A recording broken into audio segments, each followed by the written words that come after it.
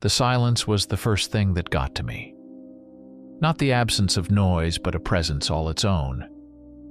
Out on US 50, they call it the loneliest road in America, and for good reason.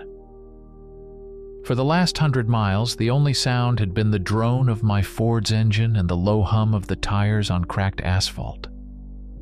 But when I'd killed the engine to check my map, the silence that rushed in was a physical thing. It was the kind of quiet that makes you feel like the last man on Earth.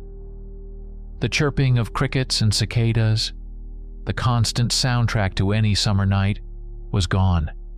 It was as if the vast, empty expanse of the Nevada high desert had simply swallowed all sound. I was running on fumes, both in the gas tank and in my soul. 3 days on the road from Chicago, leaving behind the wreckage of a marriage and the ghost of a career. My plan, if you could call it that, was to drive west until the country ran out, and then figure it out. But right now, my eyelids felt like they were lined with lead weights, and the endless ribbon of blacktop was starting to play tricks on me. The stars overhead were a brilliant, indifferent canopy, a billion pinpricks of light that only made the darkness on the ground feel deeper, more absolute. Just as I was about to give in and pull over to sleep in the car, a light appeared on the horizon. It wasn't the approaching headlights of another car. It was stationary, a faint flickering pulse in the void. As I drove closer, it resolved into a shape. A long, low building squatting by the side of the road like some prehistoric reptile. A neon sign sputtered above the door, 2 of its letters dark, the rest spelling out a message in glowing pink. Thay El St. John Aowa is. The Last Chance Oasis. It was less of a promise and more of a dare. It looked like it had been there since the dawn of the automobile, a relic from an era of road trips and manifest destiny, now forgotten by time. There was no town around it, no cluster of other buildings. It was just there, a blister of light on the skin of the night. I pulled off the highway, the tires crunching over a wide patch of gravel that served as a parking lot. 2 other vehicles were already there, a dusty sedan and a newer-looking SUV. I cut the engine, and that profound, unnerving silence flooded back in, heavier this time. For a moment, I just sat there, my hands gripping the steering wheel. Every instinct screamed at me to turn the car back on and drive away, to take my chances with the empty road. The place felt wrong. It felt like a trap set with a single, flickering light as bait. But my body ached and my throat was sandpaper dry. A cold soda and 5 minutes out of this driver's seat sounded like heaven. Shaking off the unease, I pushed the door open. The night air was cool and thin, carrying the dry, herbal scent of sagebrush and ancient dust. I stretched, my joints popping in a series of small explosions that sounded deafeningly loud in the quiet. The neon sign above the door hummed with a low electric buzz. A single, lonely insect in the dead air. I took a deep breath, told myself I was just tired and spooked by the isolation, and walked toward the door. The feeling of being watched was so intense it felt like a hand pressing between my shoulder blades. I glanced back at the empty desert, at the dark shapes of juniper trees twisted like arthritic fingers against the skyline. There was nothing there. Of course, there was nothing there. A small bell, tarnished with age, announced my entrance with a dull, cheerless jingle. The air inside was thick and still, a stale cocktail of dust, old wood, and the faint pine-scented ghost of a long-dead air freshener. A row of fluorescent lights hummed and flickered overhead, casting a sickly, sterile pallor on everything. The place was a time capsule. Shelves overflowed with goods whose labels had faded under the relentless Nevada sun, cans of soup and boxes of crackers sharing space with spark plugs and fan belts. It was a general store in the truest sense, a bastion against the emptiness outside. Behind a long wooden counter, a man sat on a stool hunched over a newspaper. He was as much a fixture of the place as the dusty shelves. His face was a road map of wrinkles carved by a lifetime of sun and worry. His skin stretched taut over his cheekbones like cured leather. He didn't look up when I came in. "Evening," I said, my voice sounding rough. He gave a slight, almost imperceptible nod, his eyes never leaving the yellowed page in front of him. His gaze was utterly flat, devoid of curiosity or welcome. He had the look of a man who had seen everything and was impressed by none of it. I felt less like a customer and more like an intrusion, a temporary disruption to his silent vigil. I grabbed a wicker basket by the door and began to wander the aisles. My footsteps echoed on the worn linoleum floor. I picked up a can of beans. A fine layer of dust came off on my fingers. The expiration date was a year past. I put it back. As I moved deeper into the store, a growing sense of unease began to curdle in my stomach. It wasn't just the isolation or the creepy proprietor. It was the details. Near a back door, seemingly bolted shut with a heavy crossbar, the wooden floor was deeply scarred. Not scuffs from boots or furniture, but long, parallel gouges as if something heavy with sharp claws had been dragged, fighting through the doorway. My eyes traced the marks, a cold knot tightening in my chest. Then I saw the bulletin board. It was covered in sun-bleached flyers for county fairs and missing pets. But one notice, centrally placed, was a framed photograph. It was an official portrait of a county sheriff, a man with a kind, square-jawed face. Underneath the photo, a brass plaque was engraved with his name, and a single chilling line. Sheriff Dwayne Pittman, end of watch, July 18, 1988, missing in action. Why would a memorial for a missing sheriff be hanging in a dusty old general store in the middle of nowhere? I turned my attention to the humming coolers at the very back of the store, hoping a cold drink would clear my head. The chill that hit me wasn't just from the refrigeration units. It was a wave of pure, primal dread that washed over me, raising the hairs on my arms and the back of my neck. I felt a sudden, suffocating pressure, as if the air itself was trying to squeeze the life out of me. And that's when the scream came. It erupted from the darkness outside, a sound that shredded the fabric of the night. It wasn't human. It wasn't animal. It was a horrifying hybrid of both. A high, piercing shriek of agony that scraped against my nerves and turned my blood to ice. It was a sound of something being torn apart, a symphony of terror and pain that seemed to go on forever before it was abruptly cut short. The can of soda slipped from my numb fingers and clattered to the floor, the sound like a gunshot in the ensuing silence.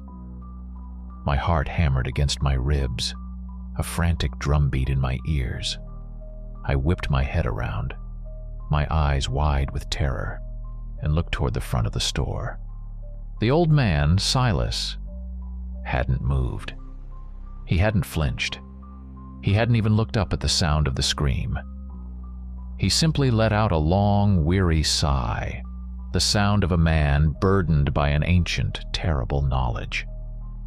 He slowly folded his newspaper, placed it on the counter with deliberate care, and then, for the first time, he lifted his gaze. He looked past me, toward the front door, and his eyes held not fear, but a profound, bottomless resignation. Then he looked back down, as if to wait. My breath hitched in my throat. I couldn't move, couldn't think. The scream still echoed in my mind, a phantom sound that left a residue of pure fear. My instincts, screaming louder than the memory, finally took over. I ducked behind a tall shelf stacked with motor oil and antifreeze, my body trembling. I crouched in the shadows, peering through a gap between a can of oil and a box of rags, my heart threatening to beat its way out of my chest. The silence that followed the scream was somehow worse. It was heavy, expectant. Then a new sound reached my ears, faint but distinct. A soft, wet, scraping sound from just outside the front of the store. It was the sound of something heavy and organic being dragged across the gravel. My mind recoiled, refusing to form an image of what could be making that noise. Minutes stretched into an eternity. The fluorescent lights hummed their maddening tune. Silas remained at his post, a statue of stoicism. He hadn't acknowledged my presence behind the shelf. He was just waiting. For what? Then the sweep of headlights cut through the front windows, illuminating the dust motes dancing in the air. A car door slammed, then another. Voices, a man's and a woman's, sharp with irritation. "I told you we should have gotten gas in Ely, Caleb. And I told you the GPS said there was another station in 50 miles, Maya. How was I supposed to know it was lying?" The bell above the door jingled, and the couple stepped inside. They were in their late 20s, dressed in the practical clothes of people on a long road trip. The man, Caleb, had a tense, frustrated look on his face. The woman, Maya, looked exhausted and annoyed. They stopped just inside the door, blinking in the harsh light. "Hello?" Maya called out, her voice echoing slightly. "Is anyone here?" They took a few steps forward, their eyes drawn to the silent figure of Silas behind the counter. Caleb raised a hand in a hesitant wave. "Excuse me, sir. Our car's running on empty. Do you have a pump?" Silas didn't answer. He didn't move, and then they saw it. Maya gasped, her hand flying to her mouth. Caleb's frustrated expression dissolved into one of confusion, then dawning horror. They were looking at the floor in front of the counter, at the dark, sticky pool that was slowly seeping from behind it. Maya let out a strangled cry. Caleb took a protective step in front of her, his body rigid. "Hey, old man! What the hell is going on?" His shout seemed to break the spell that held me. I couldn't stay hidden. These people had no idea what they had walked into. Summoning a courage I didn't know I possessed, I stood up slowly from behind the shelf. "Get back!" Caleb yelled, spinning around to face me, pushing Maya further behind him. "No, wait!" I said, raising my hands, palms out. It wasn't me. I was just here when..." My voice trailed off. How could I explain? The scream, the scraping noise. The old man who seemed to be waiting for his own death.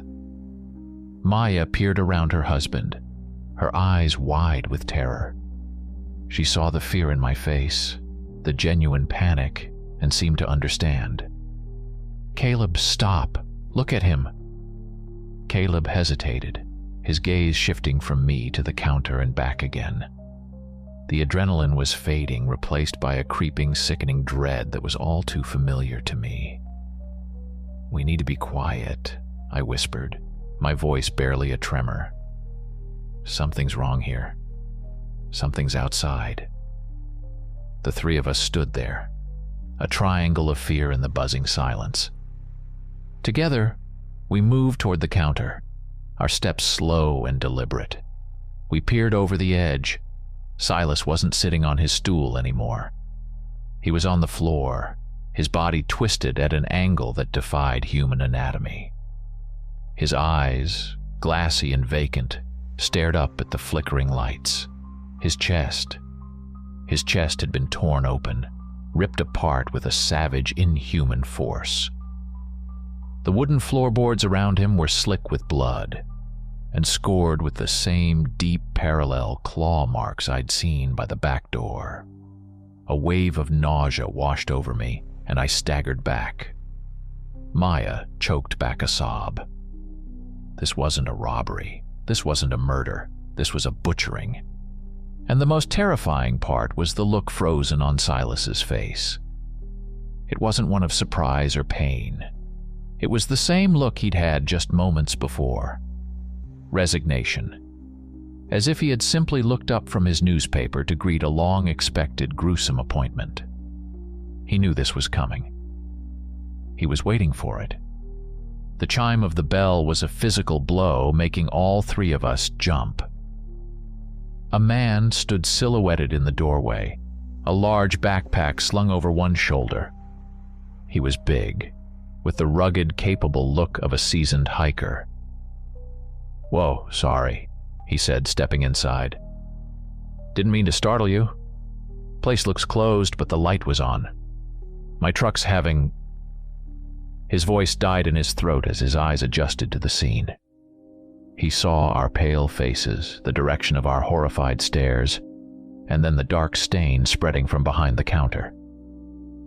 Oh my God. Before any of us could speak, the bell rang again. This time, three figures tumbled in, a whirlwind of youthful panic. Two guys and a girl, all looking like college kids on a disastrous road trip. "Don't know what that was, Rick, but you gotta lock the doors," the girl, Chloe, was saying, her voice high with hysteria. "I'm trying," the one named Rick shot back. "Something's wrong with the car. It just died." They all froze when they saw us. A silent, terrified tableau gathered around a scene of carnage. The hiker, who introduced himself as Duncan, was the first to regain his senses. "We need to call 911 right now." A flurry of activity. Pockets were slapped, phones produced. I held my own up. The screen read, "No service," in stark final letters. A chorus of curses and groans echoed through the store. "Nothing," Maya said, her voice trembling. "Not a single bar." "Landline," Duncan commanded, his voice a steady anchor in the rising tide of panic. He vaulted over the counter, careful to avoid the body of Silas. We heard him rummaging around. A moment later, he swore, "It's gone. The cord's been ripped right out of the wall." A collective wave of despair washed over our small group. We were cut off, trapped. The store, which had felt like a refuge, now seemed like a tomb. We were 7 strangers, bound together by a single, horrifying fact. Something monstrous was outside, and it had already killed at least one person tonight. The student named Ben, a lanky kid with glasses, was trying to calm Chloe, who was hyperventilating. "It's okay, Chloe, we're safe in here. It's better than being out there." "No," I said, the word coming out sharper than I intended. Everyone looked at me. "No, we're not. That man," I pointed a shaking finger toward Silas's body. He knew it was coming. He sat there and waited for it. "This building isn't safe. It's a dinner plate." Caleb nodded grimly. "He's right. Our cars are our only chance. We have to make a run for it, stick together." The decision was made in a frantic, unspoken consensus. Staying here was death. The road was a risk, but it was a chance. We moved as a single, frightened organism toward the door, a few of us grabbing flashlights and bottles of water from the shelves in a hasty, desperate act of preparation. We burst out of the store and into the cool night air, our feet crunching on the gravel. The vast, silent desert surrounded us, an indifferent witness to our terror. We fanned out, each of us heading toward our respective vehicles, keys already in hand. I reached my Ford, my fingers fumbling with the lock. I clicked it open and pulled the handle, a wave of relief washing over me. But as I started to get in, something felt wrong. The car was listing to one side. I looked down. My front tire was completely flat, the rubber sagging around the rim. I ran my hand over it. It wasn't a simple puncture. The side wall had been sliced open with a series of deep, vicious gashes. "No!" It was Maya's voice, a cry of pure anguish from across the lot. "Caleb, the tires!" I looked up. Everyone was standing by their cars, frozen. A low curse from Duncan confirmed my fear. I ran to the back of my car. The rear tire was slashed too. A quick look at the other cars revealed the same thing. The sedan, the SUV, the student's minivan, Duncan's truck. Every single vehicle had at least 2 tires violently destroyed. It was Ben who noticed the next part. He was kneeling by his van, a flashlight beam dancing nervously. "Guys, you need to see this." We gathered around a huddle of doomed travelers. The beam of his light was pointed at the ground beneath the van. A dark, iridescent puddle was spreading, glistening in the flashlight's glow. The sharp, cloying smell of gasoline hit my nostrils. "The fuel line's been cut," Duncan said, his voice grim. He checked his own truck, then mine. The verdict was the same for all of them. It was a trap. A carefully, methodically, and sadistically laid trap. The slashed tires were to keep us here. The severed fuel lines were to make sure we couldn't even fix the problem if we had spares. We weren't just stranded. We were caged. The entire oasis was a pen, and the door had just been locked behind us. The silence of the desert no longer felt empty. It felt full, thick with a malevolent intelligence that was now, undoubtedly, watching us. Panic, raw and unreasoning, erupted. Chloe let out a full-throated scream, a sound of pure, unadulterated terror. I told you we should have stayed inside." "Shut up, Chloe," Rick snapped, his own voice cracking. "That's not helping." "What do we do?" Ben asked, his voice a childlike whisper. He looked from face to face, his eyes wide with a desperate plea for an answer none of us had. "We go back inside," Duncan said, his voice firm, trying to project a confidence he clearly didn't feel. "We barricade the door. It's our only defensible position." "No," Caleb said, his jaw tight. He stood protectively in front of Maya.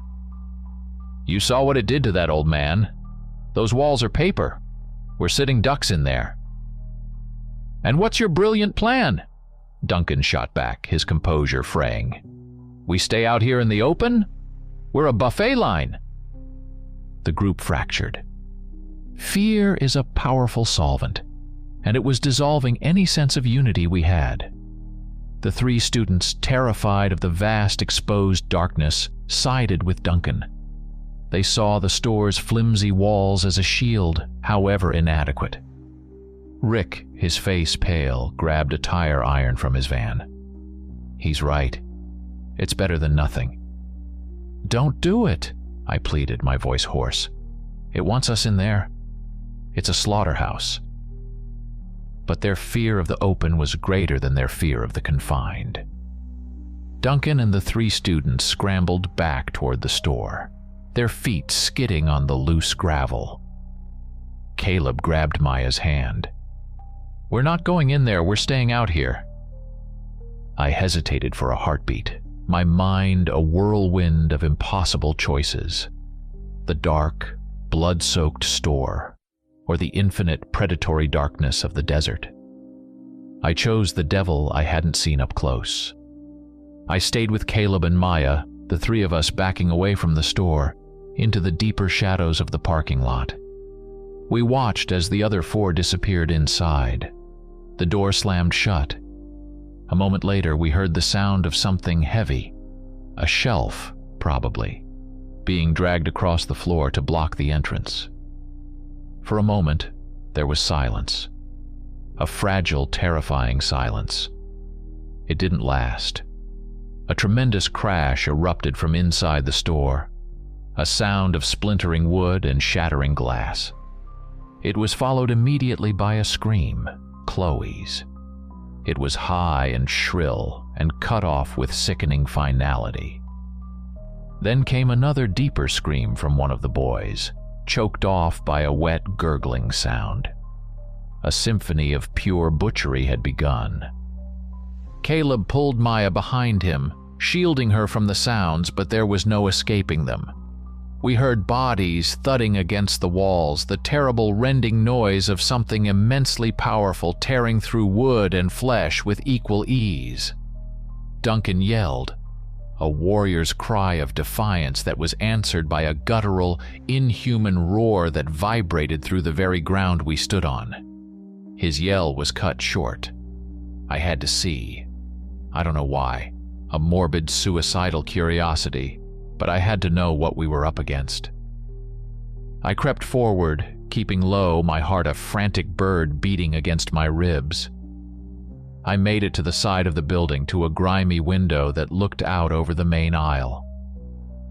The interior of the store was chaos. Shelves were overturned, their contents strewn across the floor. The main lights had gone out, but an emergency light above the back door had flickered on, casting everything in a hellish, pulsating red glow. And in the middle of it all, it was there. My mind simply refused for a second to process what I was seeing. It was huge, easily 7 feet tall, even hunched over. It was covered in coarse, matted dark fur, and its form was a grotesque mockery of a man, with long, powerful limbs that ended in wicked, yellowed claws. Its back was hunched, its shoulders impossibly broad, and its head was a nightmare hybrid of wolf and man, with a long snout full of dagger-like teeth. It was crouched over the last of the students, Rick, and with a casual, brutal flick of its arm, it tore him nearly in two. It wasn't just a beast.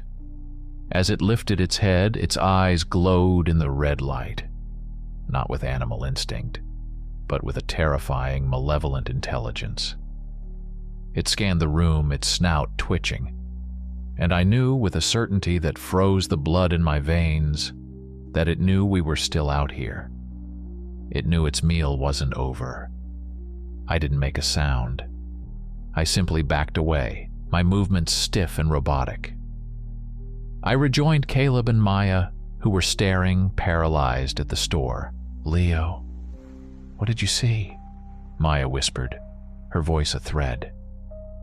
I couldn't form the words. I just shook my head, grabbed Caleb's arm, and pointed toward the only escape route we had, the long, empty stretch of US 50. "Run," I breathed.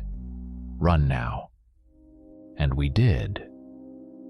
We turned our backs on the slaughterhouse and sprinted into the vast, waiting darkness. We ran as if the devil himself were at our heels, because for all I knew, he was. Our feet pounded the asphalt, a desperate, syncopated rhythm against the oppressive silence of the desert. The only other sounds were our own ragged, panicked breaths. Every few seconds, I risked a glance over my shoulder, my eyes straining to see into the inky blackness behind us. The red emergency light of the oasis was a fading evil eye, but I couldn't see any movement. Not yet. We ran without speaking, fueled by pure adrenaline. The air was thin and cold at this altitude, and my lungs burned. My legs felt like lead. We were city people, soft and unprepared for this kind of primal exertion. How long could we keep it up? A sliver of moon broke through the clouds, bathing the desolate landscape in a pale, ghostly light.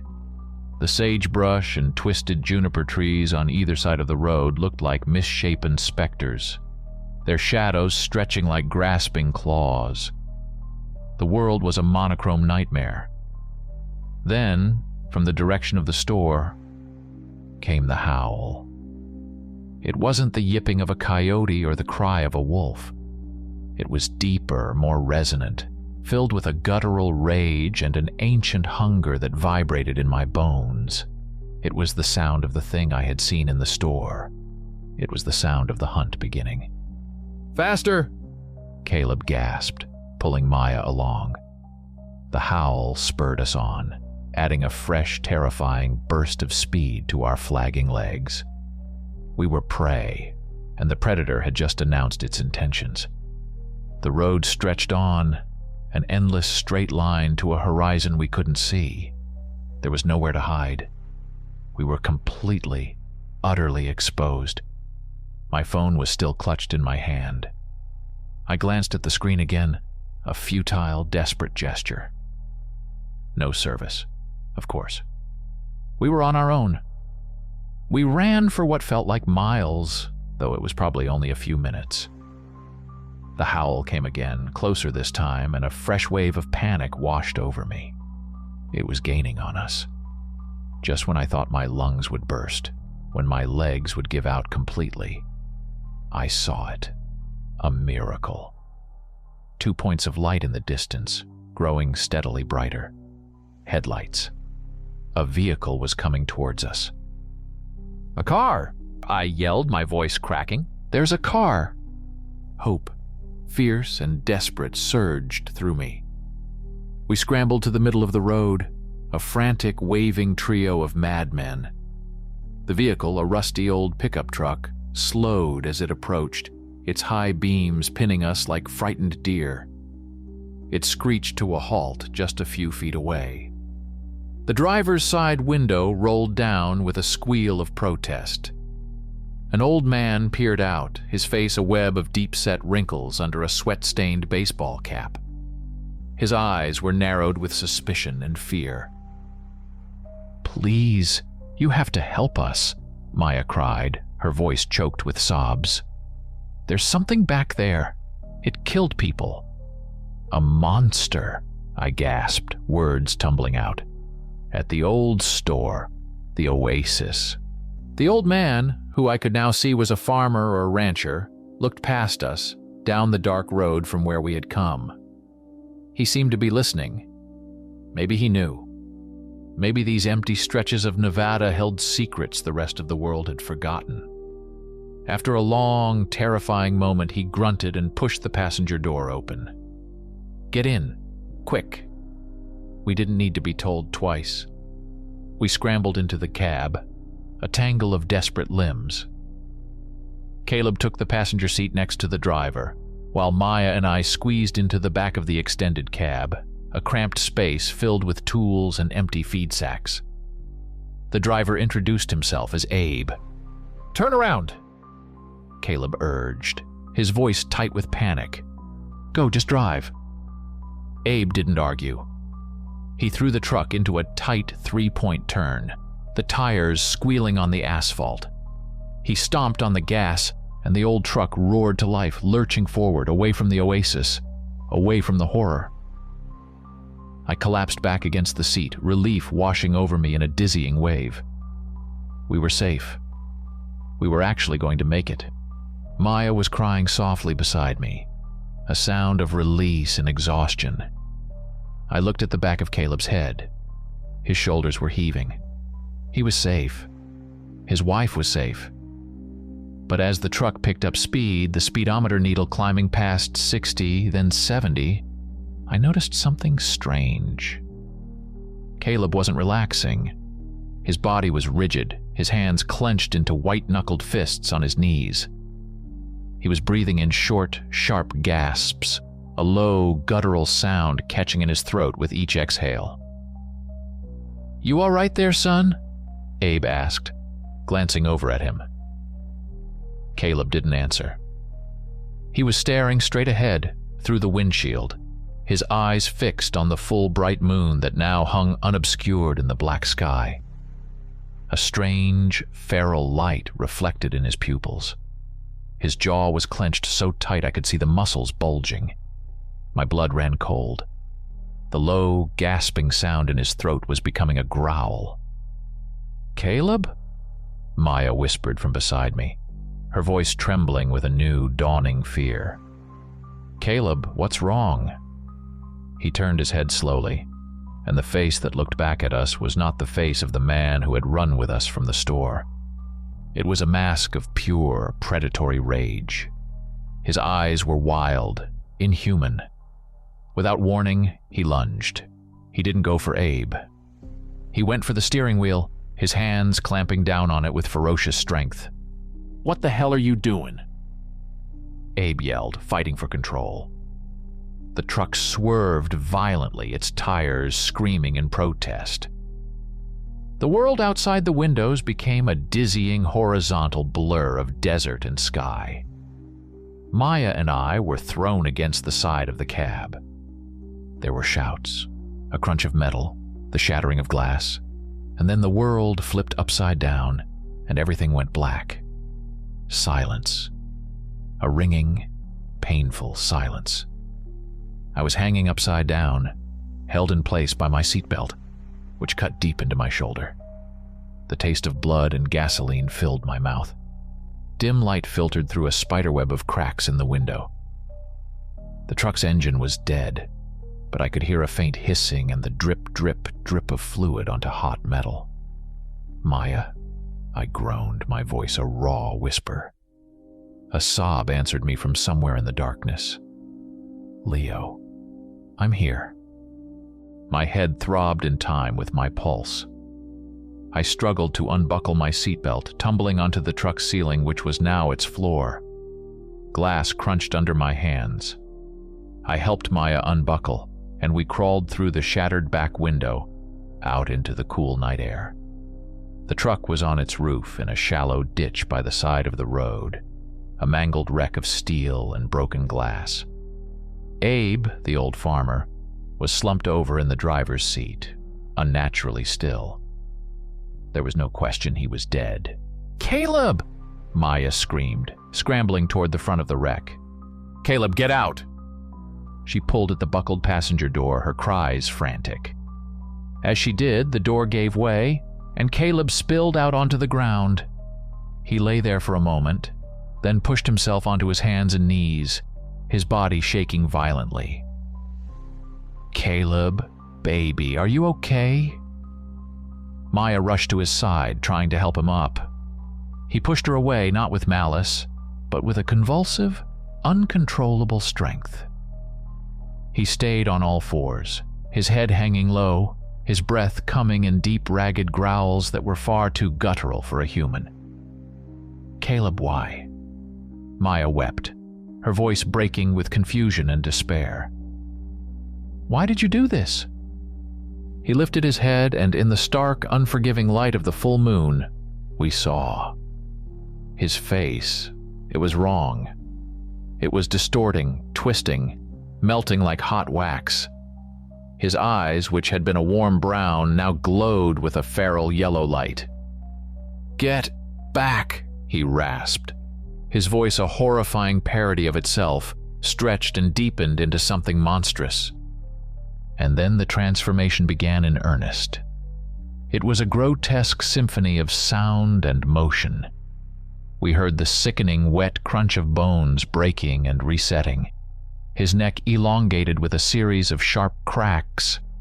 His jaw distended, pushing forward into a snout. His teeth, with a sound like rocks grinding together, sharpened and grew into predatory fangs, tearing through his lips.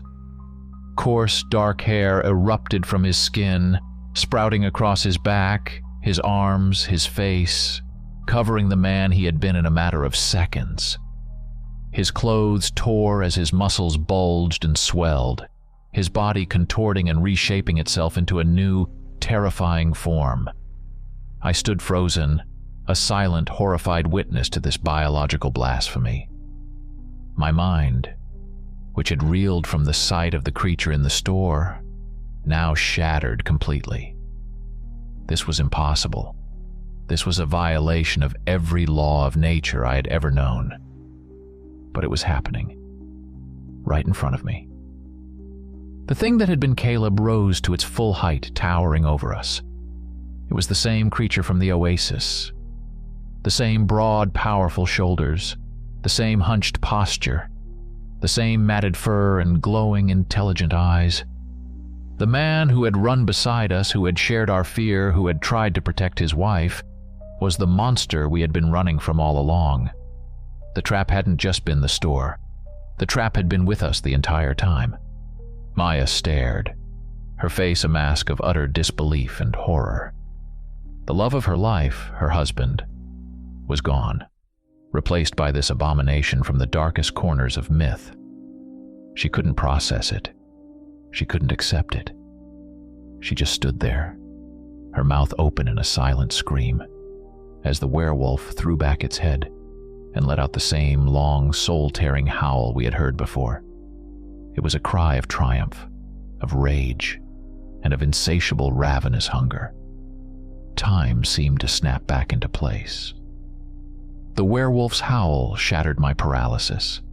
Maya was a statue, her mind broken by the impossible truth before her. She was going to die if she stayed there. We were both going to die. "Maya, run!" I screamed, my voice raw with terror. But she didn't move. She just stared at the creature that wore her husband's face, her eyes filled with a tragic, horrifying mixture of fear and a flicker of love. The beast took a step toward her, its glowing yellow eyes fixed on her, its snout wrinkled in a predatory snarl. I had a choice. A terrible split-second choice. Stay and try to save her and die. Or run and maybe live. It wasn't a choice. It was instinct. "I'm sorry," I whispered, and I turned and bolted. I didn't run toward the road. That was a death sentence. I plunged sideways into the dense, scratchy wilderness of the desert floor. I scrambled through thickets of sagebrush, their dry branches tearing at my clothes and skin. I dodged the gnarled skeletal forms of juniper trees, my feet slipping on the loose, rocky soil. Behind me, I heard a scream. It was Maya. A short, piercing cry of absolute terror, abruptly cut off by a wet, tearing sound that would haunt my nightmares for the rest of my life. A sob escaped my lips, but I didn't stop. I couldn't. The beast had made its choice. It had taken its first victim, but I knew it wouldn't be its last. My flight had been a temporary relief, a brief stay of execution. Now it would come for me. My lungs were on fire. Every breath was a shard of glass. My legs, already pushed to their limit, screamed in protest. The howl came again, much closer this time, and it was filled with a new note, the thrill of the chase. It knew I was out here. It could probably smell my fear. I ran blindly, my only guide the pale light of the moon. The landscape was a treacherous maze of rocks and thorny bushes. I could hear it crashing through the undergrowth behind me, a heavy, relentless sound that was getting closer with every frantic beat of my heart. It was faster than me, stronger. It was a perfect predator, and I was nothing but terrified prey in its domain. Panic made me reckless. I wasn't looking where I was going, I was just trying to put distance between myself and the snapping jaws I imagined just inches from my back. I burst through a thick patch of brush, and my foot found nothing but air. The ground disappeared from beneath me. I tumbled forward, a strangled cry escaping my lips as I fell into darkness. My body hit a steep, gravelly incline, and I rolled, tumbling end over end, rocks and dirt scraping me raw. The world was a spinning vortex of pain and confusion, ending with a sickening final crash as my head connected with something hard and unyielding. A flash of white-hot agony, and then the vast, silent darkness of the desert rushed in to claim me completely. Sunlight. Hot, bright, and painfully real. That's what woke me. It streamed down into the pit I lay in, illuminating the dust motes dancing in the air. For a moment I didn't know where I was, who I was. Then the memories of the night came flooding back in a tidal wave of horror, and with them came the pain. My entire body was a symphony of agony. My head throbbed with a skull-splitting intensity. Every muscle screamed as I tried to move. It took me 3 agonizing attempts to crawl, then climb my way up the steep, crumbling side of what looked like an old, abandoned quarry pit. I had fallen maybe 15 feet. It was just enough to save my life. Standing at the edge, blinking in the harsh daylight, the world looked deceptively normal. The desert was vast and quiet, the sky a brilliant cloudless blue. The horrors of the night seemed like a fever dream. I stumbled, every step a fresh wave of pain, back toward the road. I had been walking for less than 5 minutes when a Churchill County Sheriff's car appeared, shimmering in the heat haze. I waved my arms, a weak, pathetic gesture, and the car slowed to a stop. 2 officers got out, their hands resting cautiously on their holstered weapons. They saw my condition, the torn clothes, the blood, the wild look in my eyes, and approached slowly.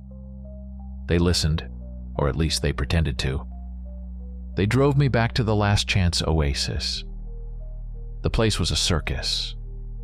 Police cars, an ambulance, a coroner's van. Yellow tape cordoned off the entire area. I spent the next 4 hours telling my story to a senior detective, a weary, patient man named Brolin. I told him everything. The silent owner, the scream, the trap, the creature in the store, the escape, the truck crash. I told him about Caleb, about the transformation. He listened without interruption, his expression never changing from one of polite, professional skepticism. He nodded, made notes, and asked gentle, probing questions. "And you're sure it wasn't a bear, Mr. Kenzie? Or maybe a mountain lion? Did you consume any alcohol or other substances last night?" They had found the bodies, all of them. Silas, the 4 inside the store, the old farmer Abe, and Maya, all mauled, torn apart by what the preliminary report was calling an unusually aggressive animal predator. As for Caleb, his body was gone. He was officially listed as missing, presumed to have wandered off into the desert in a state of shock after the crash. I was the sole survivor, the only witness. I knew the truth, the impossible, insane truth. And as I sat in the back of a police cruiser, watching the oasis shrink in the distance, I understood the final, cruelest part of the trap. I had survived the monster's teeth, but I was condemned to a different kind of prison. A life of being the crazy guy, the man with the unbelievable story. A life where the truth was a monster I would have to carry alone forever. The loneliest road in America stretched out before me, but it had never felt so vast or so full of hungry, waiting shadows. Story 2. I never thought it would be the last time I saw my little sister. It's a thought that sounds like it belongs in a movie, something a gravelly-voiced narrator says before the screen fades to black. But for me, it's not a line. It's the anchor point of my life, the rusty, jagged weight that holds me in the dark waters of that June memory. Everything that came before is a hazy, sun-drenched dream. Everything after is the long, cold shadow it cast. In Shadow Creek Falls, the forest owns you before you're even born. It's not just around the town, it's in it. The mist from the Cascades gets tangled in the 100-foot-tall Douglas firs and settles in our streets, making the morning traffic look like ghosts drifting through the gray. Our town is a tiny island of asphalt and clapboard houses in a deep green ocean of western red cedars and moss-choked maples. For a kid, that forest was everything. It was a fortress, a spaceship, a fantasy kingdom.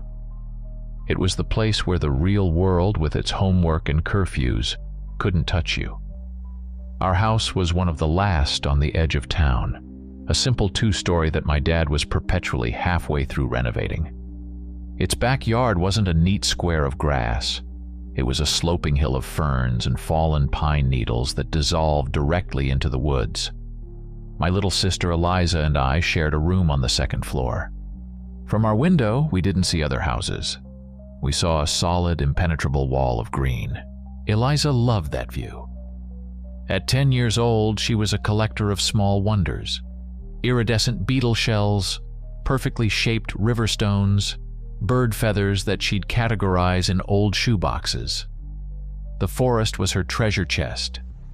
She had my dad's dark hair, but my mom's eyes, a blue so bright it was startling, like finding a patch of clear sky on a cloudy Washington day. I was 16 and supposed to be too cool for all that, but I never really was. I'd help her hunt for dragon scales, shiny bits of mica, and ogre teeth, chunks of white quartz. We were a team. Living in Shadow Creek Falls came with an unspoken social contract, a set of truths everyone just knew. You knew Mr. Henderson at the general store would always try to short you a quarter on change. You knew the high school football team would always lose the homecoming game. And you knew the one, single, unbreakable rule of the woods. You do not, under any circumstances, go past the old Hatcher logging road. It wasn't a formal boundary. There were no fences or keep-out signs. It was just an overgrown scar in the earth, barely visible, about a mile deep into the woods. 2 ruts, now filled with moss and choked with saplings, that marked the end of the known world. The woods on our side were well trodden. The paths were clear, the landmarks familiar. We knew which trees were best for climbing, which parts of the creek were deep enough for a cannonball, and which berry patches the black bears favored so we could steer clear. It was our territory, safe. But the Hatcher Road was a line drawn in the dirt by generations of fear. Cross it, and you were in Hatcher's Gulch. The woods there were different. The trees grew closer together, their canopies so thick they strangled the daylight. The air felt heavy, still. It was the one place our parents didn't have to tell us not to go. The warning was woven into the fabric of the town itself. It was a rule you felt in your bones, a primal caution that whispered from the shadows of the ancient trees. Don't cross the road. Don't enter the gulch. Not ever. Every small town has its ghost story, its own local monster that kids whisper about around campfires. Shadow Creek Falls had the beast of Hatcher's Gulch. It wasn't some vague, shadowy creature. It had a name and a history steeped in the greed of the gold rush. The story was as much a part of the town as the fog. The legend went like this. Back in the late 1800s, a prospector named Silas Hatcher and his partner struck a rich vein of gold deep in the ravine that now bears his name. But Silas was a mean, covetous man. He didn't want to share. One night, under a full moon, he put a pickaxe through his partner's skull, buried him in a shallow grave, and claimed the entire stake for himself. The problem was, their claim was on land the local Salish tribes considered sacred. When they found out what Silas had done, not just the murder, but the desecration of their land for his bloody gold, their shaman laid a curse on him. It wasn't a curse of death. That would have been too kind. It was a curse of eternal ravenous life. Silas was bound to his stolen land, doomed to guard his gold forever, but not as a man. When the moon is full, or when his territory is trespassed, the rage and greed in his soul boil over, twisting his body into something else. Something that walks on 2 legs but has the slavering jaws of a wolf, the claws of a bear, and the cunning of a man. A spirit of the land, twisted into a monstrous guardian, the beast of Hatcher's Gulch. Of course, the adults would laugh it off. Sheriff Brody would call it folk nonsense to keep kids from getting lost. But the stories persisted, passed down through generations. Old Man Abernathy, who'd lived here 80 years, swore he'd seen it once when he was a boy. A pair of yellow eyes glowing in the tree line, attached to a silhouette that was too big for a bear and too smart-looking for any animal. Hikers and tourists who strayed from the marked trails had a habit of vanishing from the gulch. The official explanation was always a fall or a bear attack, but their bodies were rarely, if ever, found. The most chilling part of the legend, the part that made it feel real, were the sounds. Anyone who'd camped near the edge of the gulch had a story. It wasn't the lonely, musical howl of a wolf. It was a deep, guttural roar that seemed to vibrate through the ground, a sound of pure agony and rage that ended in something that was almost a human scream. People said that was the sound of Silas Hatcher's soul trying to escape its prison of fur and bone. The legend was clear on one thing: the beast was territorial. It would hunt, but only in its own domain. As long as you stayed on your side of the old logging road, you were just a neighbor. Cross that line and you were a trespasser. You were meat. The 3 o'clock bell on Friday was the sound of freedom. It wasn't just the end of the school week. It was the starting pistol for 2.5 days of glorious, unstructured existence. As usual, the plan was the woods. I met up with my 2 best friends, Finn and Marcus, by the school gates. Finn was the group's engine, lean, restless, with a smirk that always seemed to be daring the world to stop him. Marcus was his echo, bigger and slower, but always willing to go along with whatever reckless idea Finn cooked up. We made a pit stop at our houses, our mission clear. Into my backpack went 2 peanut butter and jelly sandwiches, a warm can of Coke, a bag of chips, and my worn-out swim trunks. As I was about to head out the back door, a small voice piped up from the top of the stairs. "Caleb, can I come?" It was Eliza. Her blue eyes wide with hope. She was clutching a small wicker basket she used for her specimens. Normally, a 16-year-old guy doesn't want his 10-year-old sister tagging along with his friends. It was an unwritten rule of adolescent coolness. But looking at her, I just couldn't say no. The sun was slanting through the kitchen window, the day was perfect, and honestly, she was never a bother. "Yeah, okay," I said, trying to sound casual. "But you gotta keep up." Her face lit up with a grin that could have powered the whole town. "I will." So the 4 of us set off, a strange little troop marching into the green wilderness of our backyard. We took the familiar trail, our sneakers crunching on a carpet of pine needles and damp earth.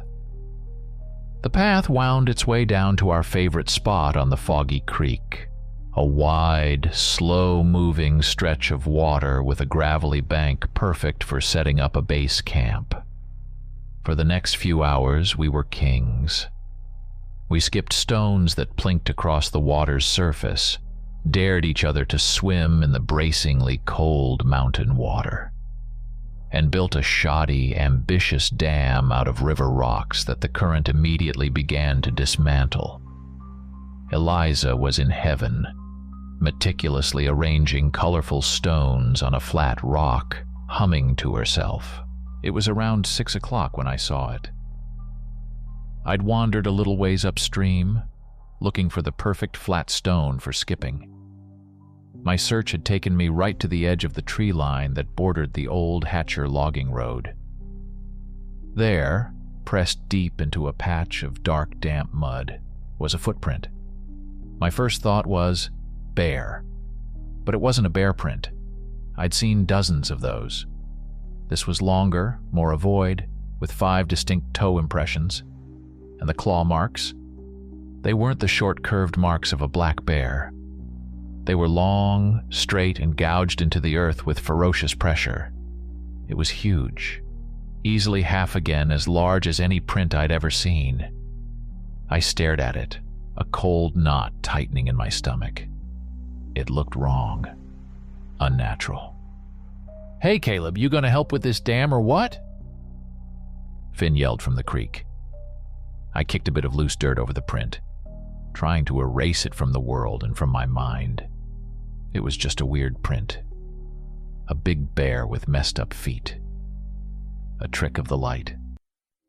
I jogged back to my friends, the image of it already burning itself into the back of my brain. By 7:30, the sun had begun its slow dip behind the jagged peaks of the Cascades. The light softened, turning the air golden and casting long, distorted shadows from the trees. We were tired. The sandwiches were gone, the Cokes were empty, and our dam was a washed-out ruin. A comfortable silence settled over us, the kind that signals the end of a good day. "Well, I guess we should pack it in," I said, starting to gather our trash. "Or," Finn said, a familiar, dangerous glint in his eye, "we could make this day legendary." He pointed with his chin across the creek, towards the darkening wall of trees on the other side. "Let's check out Hatcher's Gulch, for real this time." The air went still. Marcus, who had been lazily tossing a pebble in the air, froze mid-toss. I felt my stomach drop. "Are you crazy?" I said, my voice barely a whisper. "No way." "Oh, come on, Caleb," Finn scoffed, standing up and brushing the dirt from his jeans. "You really believe those stupid stories? It's just more woods. What's gonna happen? Old Man Hatcher's ghost gonna get us?" He puffed out his chest. "I've always wanted to see what's over there. Who's with me?" "Yeah," Marcus chimed in, his bravado a weak echo of Finn's. It'd be cool. All eyes turned to me. I could feel the weight of their expectation, the silent challenge. Inside my head, a war was raging. Every instinct, every warning I'd ever heard was screaming at me to say no, to grab Eliza and go home. I thought of the footprint in the mud, its unnatural shape, its sheer size. But then I looked at Finn's smug grin and Marcus's expectant face. The fear of being the coward, the party pooper, was a powerful, stupid poison. I was 16. And at 16, sometimes being scared is worse than being in danger. "Fine," I said, the word tasting like ash in my mouth. "But just for a little bit." Eliza looked up at me, her face a mask of fear. Her small hand found mine and squeezed it tight.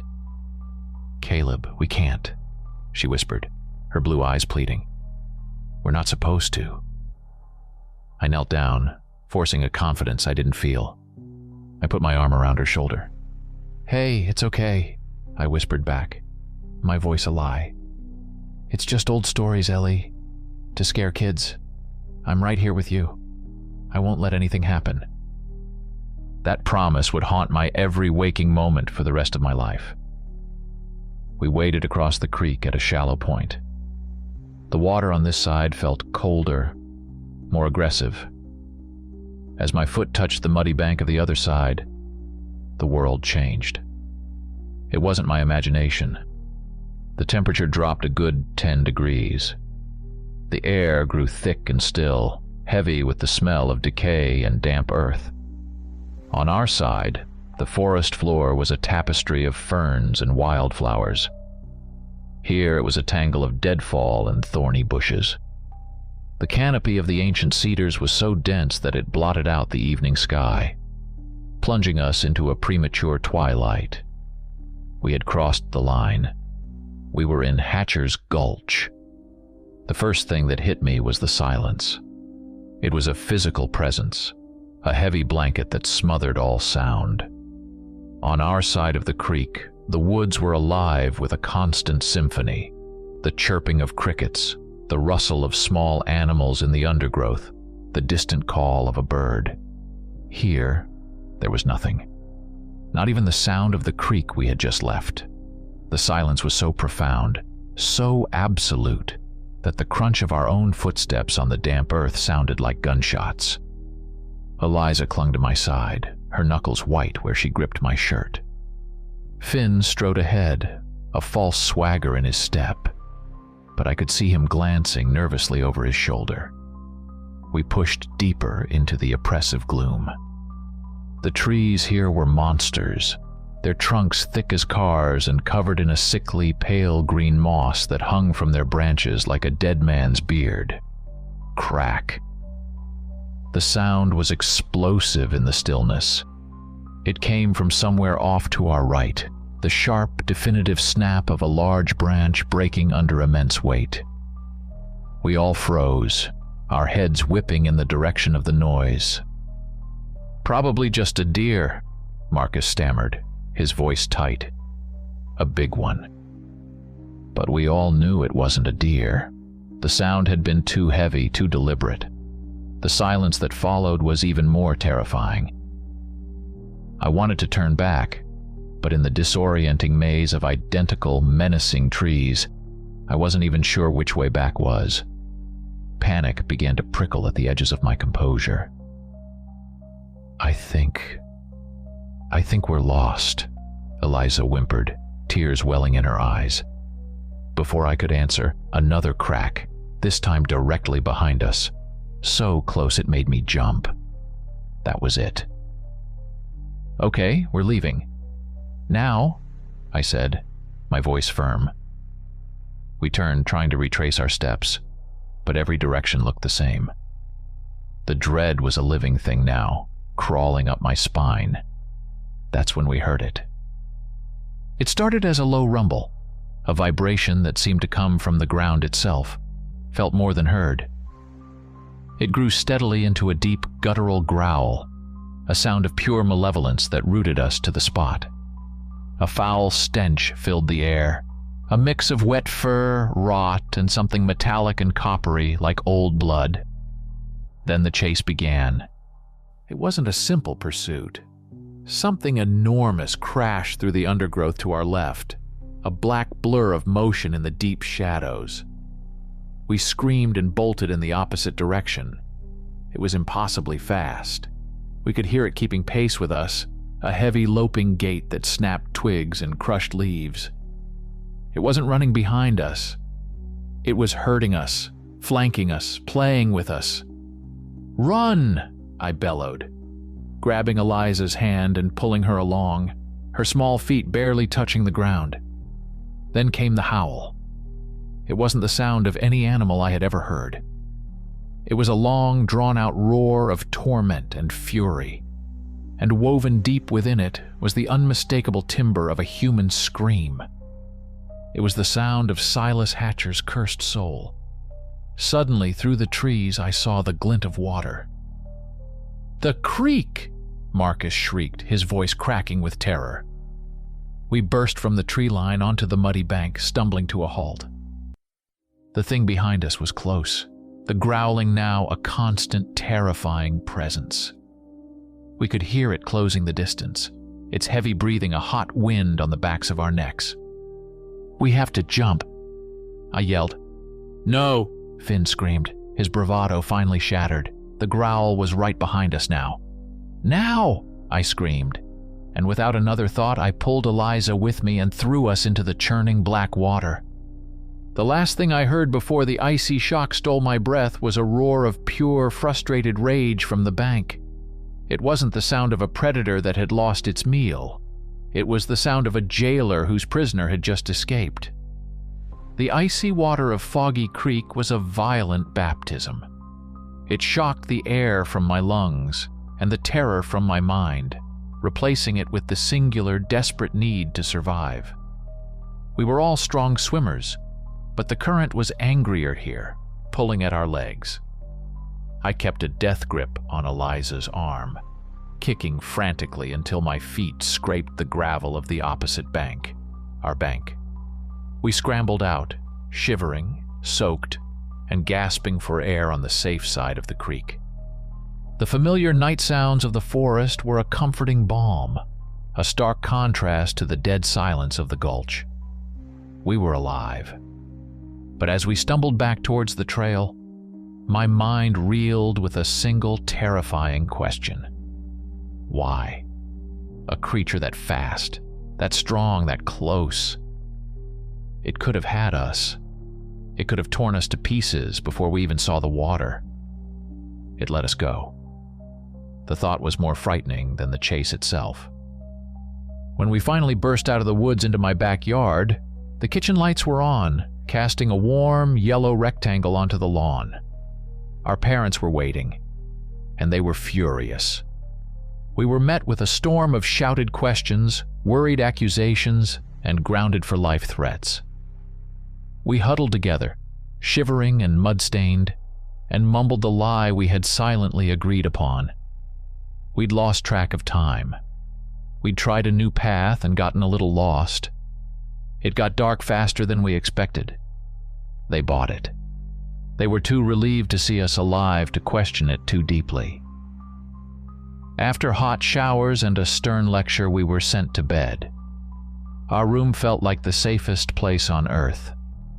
I lay in my bed, listening to the gentle, even breathing of Eliza in the bed parallel to mine. It was a hot night, so the window between our beds was cracked open, letting in a cool breeze. But as I lay there, my body humming with leftover adrenaline, I heard it again. Faint, distant, but unmistakable. That same tortured howl drifting on the night air. But this time it wasn't coming from deep in the woods. It was close. It was coming from the edge of my backyard. My blood ran cold. The legend was wrong. The rule was a lie. It hadn't stayed in its territory. It had followed us. I slid out of bed, my movements slow and deliberate, trying not to make a sound. I crept to the window. Peeking through the gap in the curtains, I saw nothing but the dark shapes of the trees against a starry sky. But I could feel it. A presence. I reached out a shaking hand and pushed the window shut, flipping the small metal latch to lock it. Back in bed, I pulled the covers up to my chin, every nerve on fire. The old house groaned and settled around me, each creak and pop a new source of terror. Then I heard a sound from downstairs that was not part of the house's usual symphony. A distinct, dragging scrape against the wooden floor of the back porch. The sound of claws on wood. It was walking around our house, testing it. My heart hammered against my ribs. I squeezed my eyes shut, praying for it to go away. I heard another sound, a soft thud against the wall of the house right below our window. Then silence. I lay there for what felt like an eternity, rigid with fear, until finally my exhausted body betrayed my terrified mind and I plunged into a black, dreamless sleep. I woke to the bright, cheerful light of a Saturday morning streaming into the room. It was late. The sun was already high in the sky. For a blissful, disoriented moment, the terror of the previous night felt like a fever dream. I could hear the familiar sounds of my parents in the kitchen downstairs, the clink of silverware, the sizzle of bacon. I swung my legs out of bed and padded to the door. "Morning, champ," my dad said as I entered the kitchen. He was sitting at the table reading the newspaper, a mug of coffee in his hand. "Must have been tuckered out after your big adventure." "Same for your sister," my mom added from the stove, flipping bacon in a cast-iron skillet. "It's almost 10:30. Why don't you go wake her up, Caleb? Breakfast is ready." A sudden cold dread washed over me, extinguishing the morning's warmth. I turned without a word and ran back up the stairs. I pushed open our bedroom door, and my world ended. Eliza's bed was empty. The sheets were pulled tight, the pillow fluffed. It was made as if she'd never slept in it at all. My eyes shot to the window between our beds. The window I had distinctly, vividly remembered locking. It was wide open. I walked towards it on numb legs. The small, brass-colored latch wasn't just unhooked. It was bent, twisted, the metal sheared away from the wood as if it had been pried open with incredible force from the outside. My gaze dropped to the white-painted windowsill. There, stark against the clean surface, were two things. The first was a clump of dark, wet mud, and pressed into it was the partial print of a massive paw. The second was a single long strand of coarse gray hair caught on a splinter of the broken latch. The breath left my body in a ragged gasp. It hadn't been a dream. It had been on the porch. It had climbed the wall. It had come to our window. "Mom, Dad!" The scream was torn from my throat. "Come quick!" They were upstairs in a flash. My mom saw the empty bed and a choked sob escaped her lips. "Oh my God, where is she?" We searched the house, our calls echoing in the empty rooms. My parents ran outside, their voices frantic. Within an hour, our yard was filled with neighbors, then Sheriff Brody's patrol car. A search party was formed. They spent the rest of the day combing the woods, shouting her name. They focused on the creek, their greatest fear that she had wandered out in the morning, fallen in, and drowned. They brought in dogs that lost her scent at the edge of the trees. But I knew why they couldn't find her. I knew why the dogs couldn't find a trail. I knew they would search for days, for weeks, and find nothing. They were looking in the wrong woods. They never found Eliza. After a week, the official search was called off. She became another local tragedy, another face on a missing person poster that faded and curled in the damp Washington air. The town settled on its own story.